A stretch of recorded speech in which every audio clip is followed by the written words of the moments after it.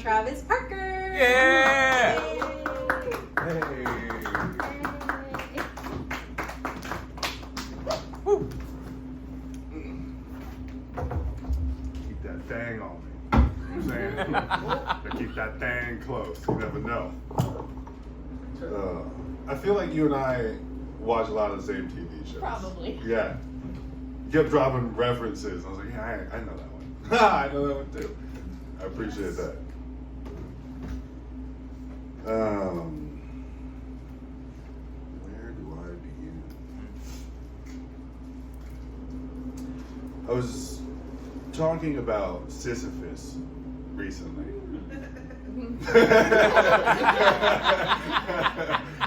as we do. Yeah. You know what I mean?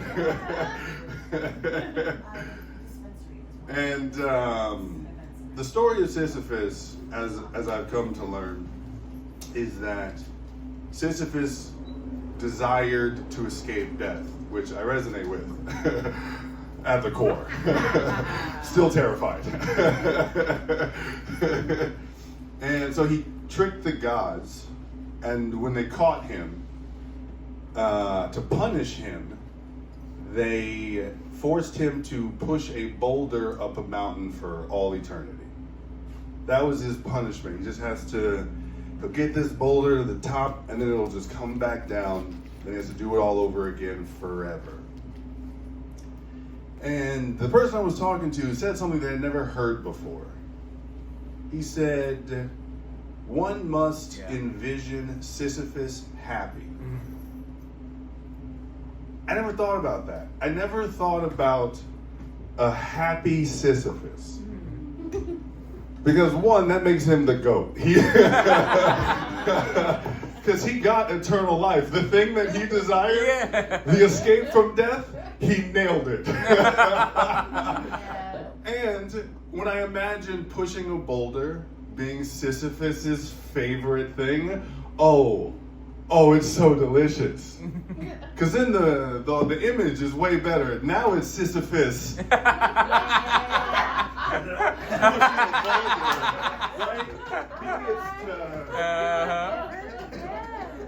He gets to push the boulder up the hill for eternity.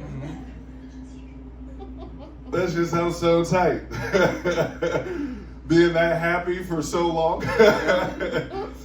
Oh man. I mean, maybe. I'm sure if I actually thought about that statement, there's something logical in there about happiness. If it's forever, then what does it become? Just nothingness? But not for this joke. Sisyphus is happy as shit. I'll deal with the reality out there. This is mine. Sometimes that is how it feels as I work through my fear of death. Because I really do want to let go of it. Because it doesn't feel helpful. Because death is so inevitable. It feels like being afraid of the sunrise. Like it's definitely going to happen every single time. So being afraid of it feels unwise. And well, recently I got to a new understanding of my fear of death, that my fear of death needs my fear of death to be afraid of death. Don't worry, I'll unpack it. Yeah. The fear that I have comes in what comes after death.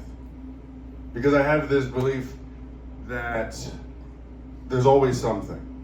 Because I have no evidence for nothing. I don't even know how to imagine nothing, so there's got to be something. And my fear wants to hold on to this. Because if it does, then that means there's something after death. Then that means I didn't technically die. Because if it's after, then I'm not dead. So I have to believe in this thing so that there is something after for me to be afraid of, because I'm afraid to let go of death, of my fear of death. Does that make sense? Did I walk that? You can say no. I'm asking genuinely. I'm up here as I'm speaking.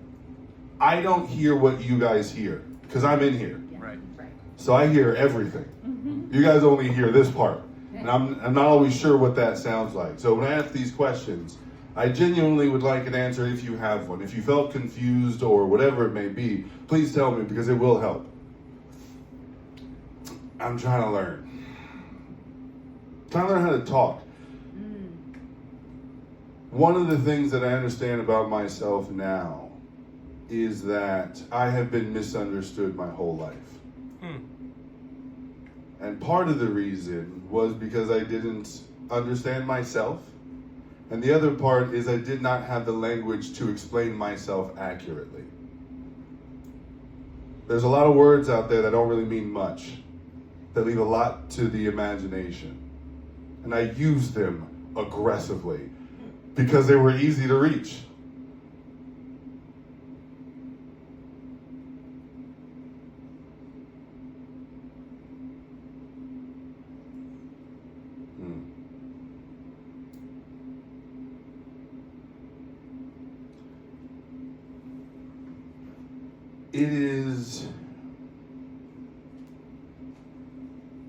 It is difficult for me to talk now at times, in that because I am analyzing myself so fervently, that there is language that I was raised with, that was ingrained in me to use, and I no longer want to allow myself to use it.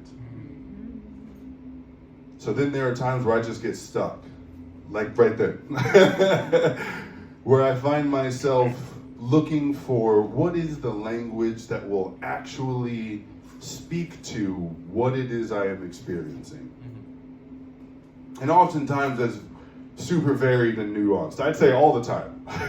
I'd say actually all the time. There's so much stuff happening in here, and it takes time to talk it all out. That's the other thing that I'm learning.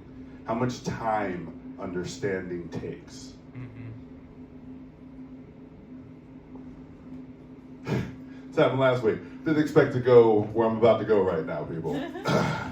Debates. Hear me out. I was thinking about this because there's a lot of elections coming up, especially for the president. I don't like how short our debates are. They're like an hour, maybe two, with commercials. I'm not exactly sure. But that doesn't feel long enough to really get to some shit. Every conversation that I've had that really got to some stuff took some time. So when we're about to elect the person who's going to control, who has a controlling interest in where our nation goes, I want to see him debate for 8 hours. I need to know he got stamina, that he can keep it up, because that's what I want. I don't want him to blow his load all over Gaza, right? I want you to be able to sit in a room and not leave until you figure out what's going on, and that's going to take hours and hours and hours. So I need to know that this guy can do that.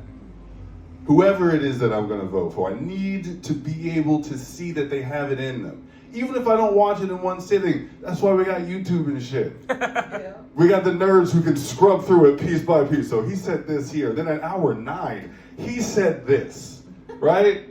They give me a whole breakdown of what's going on, then I can watch it at my leisure. When we're electing the president, what is time even? Like, what else is he gonna, what else do these people have to do that is more important than the presidency? This is the whole thing that they're going to be doing, and it affects all of us.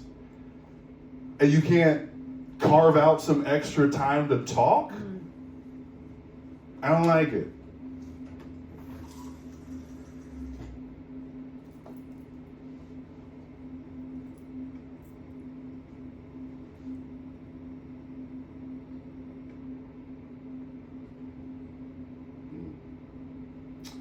Now I'm just not sure where to go. What question would you ask them at a debate? What question would I... Ooh. Nice. Ooh. That is a lovely question. What question would I ask someone running for president at a debate? how do they define truth? That is the question that I would ask. What is there? I need to not look it up on the iPhone. From in their own mind, what is the definition of truth? That totally fuck them up, because they have no idea. That seems to be at the core of a lot of the issues that I see, is a debate on what truth is. So if they can't explain to me what truth is, then I'm not going to believe whatever it is that they're going to do. Because that's the other part of it. That's all we got is belief. Right? Yeah. Even of the truth. The truth is just what is. I believe in it. I am convinced of it. I understand it. But it is what it is. Regardless of what I understand. Regardless of what I feel. The truth is just the truth.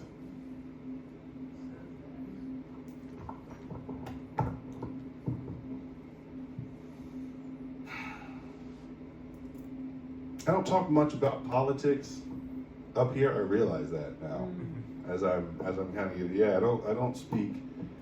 Is that for me? Yeah, thanks. Yeah, no, it's all good.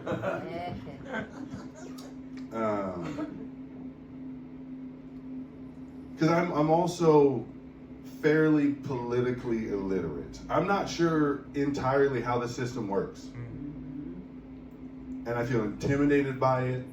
It feels overwhelming. I feel helpless about it.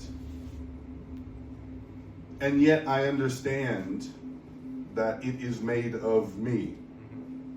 A bunch of us, right? We are the system, and yet it feels like it controls us. It's this conundrum.